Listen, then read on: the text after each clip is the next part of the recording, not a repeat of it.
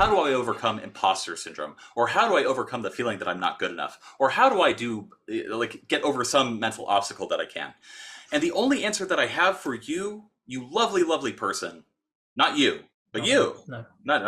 not you, Oh. you. The answer for anxiety is action.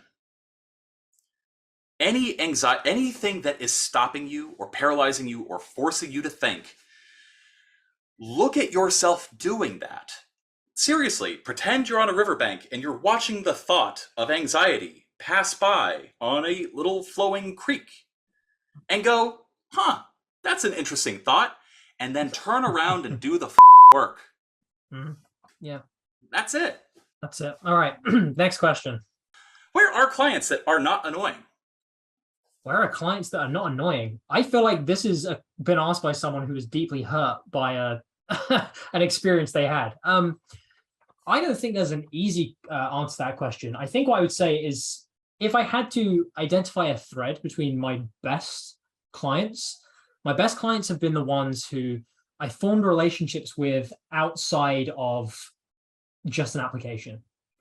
They were the ones who either I knew to begin with, or I networked with in some way, or the conversation started in something outside of doing a job or doing a role. This question may be relating to, say, for example, Upwork, and saying, you know, I've had a bunch of Upwork clients and they've all been rubbish and they don't like, they give me bad reviews or they don't pay me on time. And I think if you're looking at averages, probably if you rely purely on Upwork, you're probably going to have more clients like that. If you focus more on methods of obtaining clients where it's more about the network and it's more about doing research about people who you can see out in the world, you're probably going to have a more positive experience, because not only are you going to get to know them outside of the framework of just work, but also the likelihood is you're going to do more research about them and you're naturally going to filter out the people who you do and don't apply for. So I'd say there was one thread of the best clients I've ever had. It's been that they were always referrals and networking. It was always I'd had conversations with them in some other context, or someone had paired us together and gone, oh, you guys should talk about this because you might be a good fit. And there was that conversation. It was never out of desperation, I suppose. I mean, I'm of two minds about this question. And, one half of my mind wants to say, just abide by Sturgeon's revelation, which is that 90% of everything is bullshit. 90% of the people that you're going to work with in your life suck nuts, and you just have to eat it and deal with it until you find clients that don't suck nuts, that is. On the other hand, one of the problems that I've seen a lot of people new to this business run into is because they're new, they don't have a strong sense of boundaries. And I'm speaking to all the tater tots, the 15 and 16 and 17-year-olds that have been sold on quitting some 9-to-5 that they've never participated in. Those people, like a lot of them don't really have a strong sense of self. I mean, they're teenagers. You literally won't until your prefrontal cortex is fully developed at the age of 25. And so those people, I don't want to tell them to just eat shit and do stuff for people even if they don't like it, because they are the people that are going to be the most vulnerable. And so I want to speak to you, not you, you in particular. You need to have a strong sense of boundaries when you get into this business, especially when it comes to freelance copywriting. And one of the things that you need to find a way to strike a balance between is holding in one hand the thought, yes, I need to be brought down a few pegs in order to be built back up again. There's that. Now, if you are literally worked to the point where nothing you do is ever good enough, if you've worked there for months and you've been nothing but denigrated, people are just draining and sapping your energy and not paying you enough, try to find some other gig, maybe 2 or 3 other gigs. And guess what? If all of them are the same and they are all horrible, well, there's going to be a common denominator, and it's you. You're the one who sucks, not the job.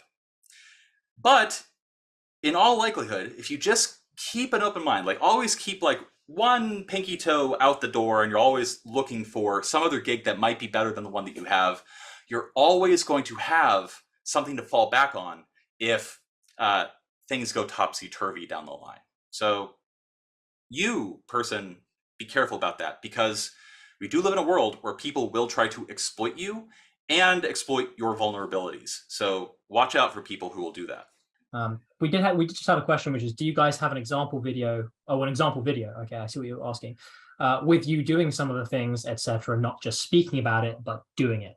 And the answer is, we do.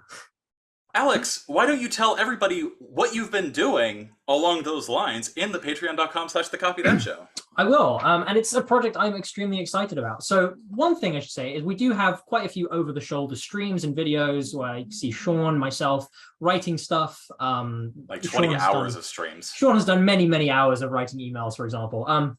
But something I'm doing at the moment is I'm actually building a brand new e-commerce business. I built a few e-commerce businesses before. I still own one or two, and I have consulted with dozens, but I want to build a new one because I like it and it's fun. And I thought, because I've never seen this anywhere else before, I thought I would document the entire process. Everything from like the first blank page Google Doc of what is my idea up until these are the revenue figures coming back in, and this is my plan for taking it public. We're probably not going to go that far. But point is, I want to have everything on record. I've been doing it for what, 2 months now, I think, at this point. You have like 16 videos, each over an hour long, of you literally just doing work and showing every little bit of the work. Yeah, so to answer your question, that is on the Patreon. Again, we always say this, like, if you can't afford it, if you don't have money to invest right now, don't do it. Go and get some copywriting gigs first. But if you do have money to invest and you're interested in more advanced copywriting, or specifically e-commerce, which is selling physical products, which is what I do, or one of the things I do, then head over to patreon.com/thecopythatshow. And on the premium tier, you'll be able to see a bunch of stuff, but specifically this is me weekly posting a video of the work I have done that week for this business that I am doing. I do have about, I would say, probably 20 hours worth of content right now, which is me coming up with the idea, planning it, looking at loads of competitors and doing my market research and going through the whole research process. So if you're interested in that, specifically e-commerce, and you want to sell physical products online, consider checking it out, because I'm enjoying it. And we're actually just moving into a kind of exciting phase of it, where we are coming to the end of the bulk research, where it's no longer just kind of me, you watching my screen, me going off on tangents and copying and pasting loads of raw VOC data. It is now moving into, let's craft some messaging and actually figure out what product we're going to sell. So yeah, I'm enjoying that. So yes, we do that. Do you show follow question? Do you show how you find the products to sell? Yes, I go through my entire process. I believe I have three. I talk about 3 ways of finding products based on personal interests, based on what's selling, and based on my specific product formula or market. Or actually, no, I call it my niche finding formula. So there we go. We were talking about niches earlier. When it comes to e-commerce, niching is a totally different game, and you should disregard everything we said earlier if you want to build an e-commerce business. Copywriting, it all still stands. But if you want to build an e-commerce business, I explain why niching is so damn important and how you go about picking a niche and finding a product. So yeah, I do go over that as well. I really need to put that page together that explains the e-commerce adventure. We'll get there. So, I mean, for everybody watching now and in the future, because Copy That is not our main gig, like we're not trying to like advertise ourselves as gurus. Yeah. And so like, we just kind of do stuff whenever we have time for it. Yeah. And oftentimes like that's like a few things per week. And so if you go to copythatshow.com, like there's in all likelihood a chance that you'll find like a handful of pages where it's just like, oh, we're going to build this cool thing, and then we just never get around to building the thing. So, and I mean, Sean is doing himself a disservice there because he's been the one who's driven the website and like made basically all the pages. I think I contributed like putting an arrow in one of them. So, you know, we needed that arrow. With praise. We did. We totally needed it. Yeah. It changed the whole game. Yeah. I think I do think we had our first sale through the website after I put that on. So I don't know. We did have to refund that, by the way. We did have to refund it, yeah. That wasn't because it was bad, by the way, guys. That was because we hadn't sorted out the payment system properly, and they went through Patreon in the end. So, yep. Whew. Do you mean the patreon.com/thecopythatshow? I mean patreon.com/thecopythatshow, where if you go to the premium tier, you can see everything we were just talking about. Electric Spice, thank you. I appreciate that. Yeah, I can't wait till we actually get into the strategy and copywriting of it as well. So I'm going to quickly, before we move on to the next question, we have a bunch of users in chat. By the way, everybody who has watched to this point, I want to say thank you. You're awesome. Not you, but you. Yeah. You're awesome. And I appreciate you. Thank you for tuning in and for listening to us try to get through all these questions. And if you have any questions that we haven't addressed yet or that haven't been asked in the chat, which I guess would be here on my screen, yeah, feel free to drop them in the chat. And in general, feel free to send an off-topic question too, because as you can see, we are both incapable of staying on track. Yeah, and so on that note, Sean, I got a question for you. All right. What should I be doing every day to practice copywriting and to get better at writing copy? I know the exact formula you need to follow. Well, tell me. Alex, if you, Alex, would like to get better as a copywriter and practice every single day, here's exactly what you need to do. You need to read, and I mean actively read, a promo or piece of copy per day based on what you're trying to study. Go out there, find the kinds of copy that you actually want to write, and read it. You make notes. We even have a little video about what you should be noting down as you do so. Then, what I would like you to do is write 1 page of copy per day. That is 250 to 450 words of copy. It can be a fake ad for, I don't know, a ball shiner. It could be, I don't know, an email about how there's going to be an inflationary collapse and Jerome Powell is going to hang himself at the hallowed halls of the Federal Reserve Bank. It could literally be anything. I don't care. Ideally, it's going to be contributing to something that is going to be an ongoing project for you. The third thing that you need to do every single day is write down 1 idea per day. Here's an example of an idea. We could probably sell more candles if we offer 1 free at the time of purchase. That's an idea. Here's another idea.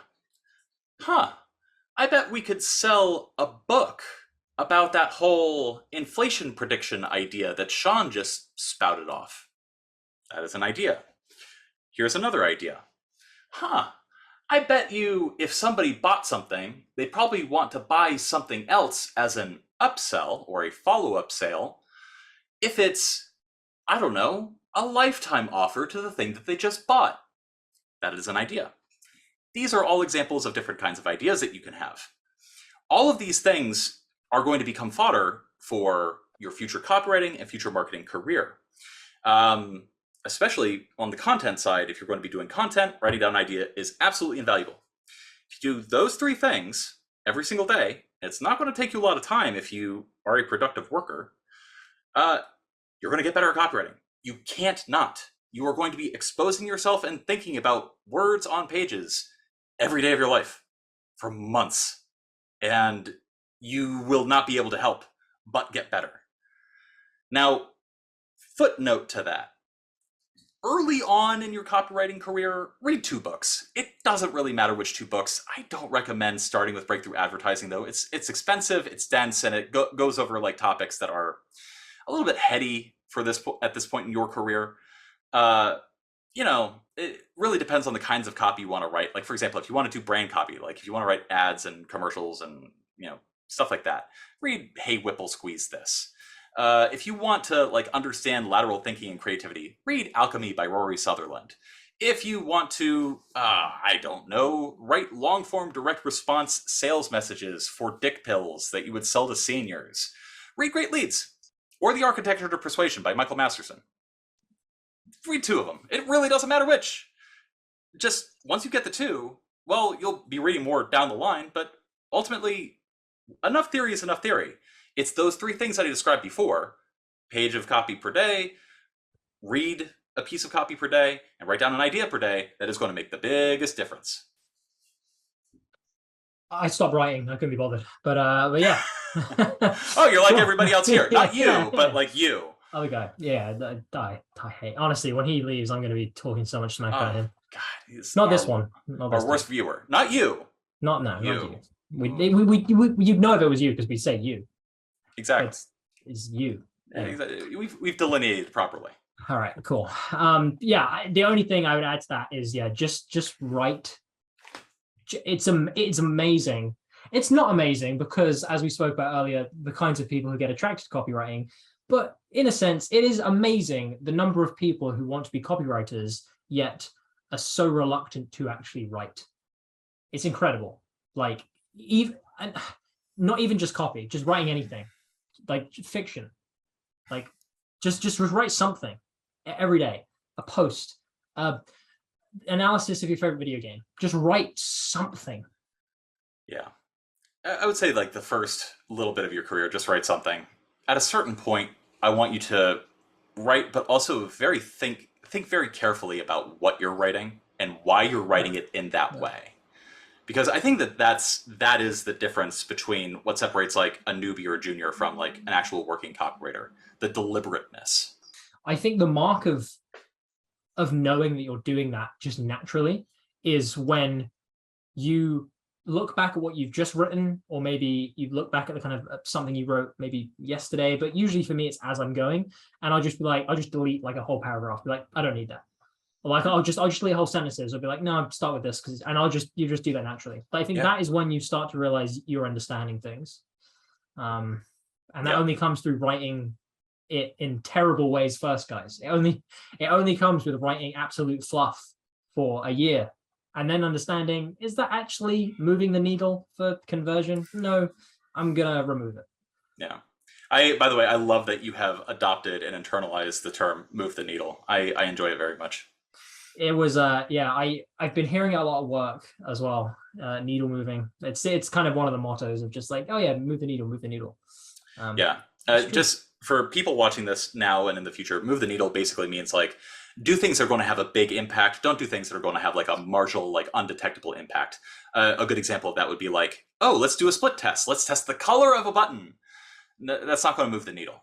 Moving the needle is testing a completely different idea in a headline, or testing a completely different marketing approach, or like testing a completely different like sales argument altogether for the dildo-shaped candle business that I've been concocting over the course of this stream. Concocting? Yeah. Hey. Yeah, I'm tired. You did the thing.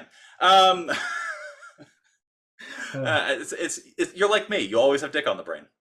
Always got dick on the brain. That's DIC, an email writing description formula thing, which stands for disrupting intrigue click. So don't pull us off of Twitch or YouTube. It's not the vulgar kind of dick. It's the good copywriting kind of dick. On the brain and in the heart. All right. You can definitely tell, and I'm talking to you, not you. That at a certain point in any stream, that Alex and I both have like a hard limit where it just completely goes off the rails, and we slowly descend into madness.